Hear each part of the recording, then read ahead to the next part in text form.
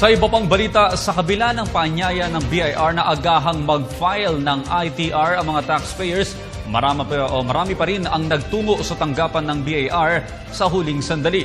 Para sa detalye, balita mo kami Julius Disamburon.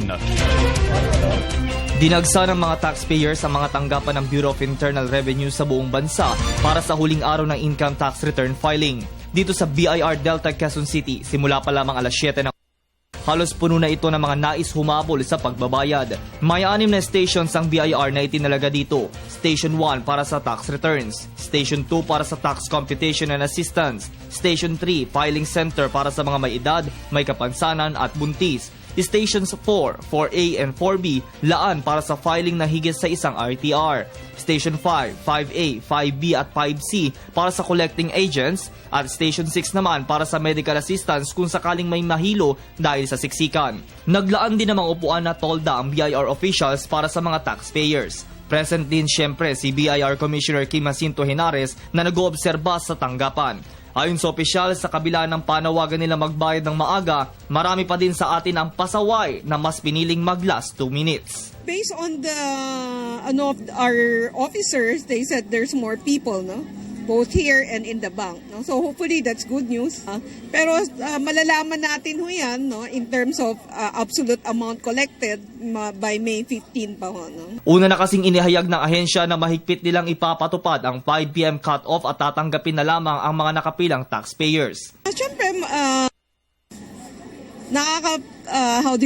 gratifying, no, na some people also appreciate the work we're doing. Well, as usual, dagsaan ng tao, no, despite all the requests not to come and file early, no. Ilang minuto bago ang deadline, tila hindi pa din mahulugang karayom ang bilang ng mga nagbabayad ng buwis. Ngayon lang may time obligado Ang daming mga client, ngayon lang nagbigay na iba ng mga requirements Kasama kami sa yung wife ko, nagkuha siya, nagpa-practice, CPA yun. Kaya kami nagpa-file ng ganito. May mga clients siya. Marami po kaming ginagawa, marami pong RDO pinupuntahan. Kaya talagang ngayon nasabay-sabay, mahirap. Accountant.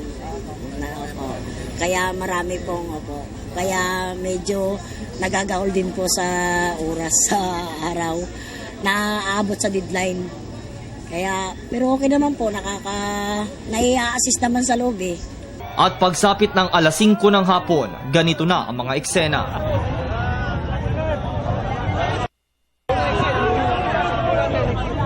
Habang isinasara ang gate ng opisina, tila isang karera patungong finish line ang pagtakbo ng iilan sa atin. Ang mga hindi mapalad na kahabol, nadismaya. Isa na dito, si Jeff Robel. Lahat ng district nandun. Okay. At sana pinagsabay-sabay na namin. Ngayon, isang messenger lang kami. Pupunta dito, pupunta doon. Pagdating dito, wala nang oras. Hindi nyo na inabutan. So marami ka dapat pa-file ngayon. Marami pa pa-file. Oo. Tapos ngayon, hindi kayo pagbigyan. Ang dami nila nakuha kay Pacquiao. Oo. Tapos sa amin, maliit lang, ayaw pa pagbigyan. Di ba dapat pagbigyan din kami? Ano gagawin? Nga. Sa ganitong kadaming nagbayad ng buwis, tila masasabing tagumpay ang Register, File, and Pay campaign ng ahensya. Let me tell you how easy to pay your taxes correctly. Remember RFP. Register, File, and Pay. Kasama ang Unit 4 para sa Telebisyon ng Bayan, ako si Julius Disamburon.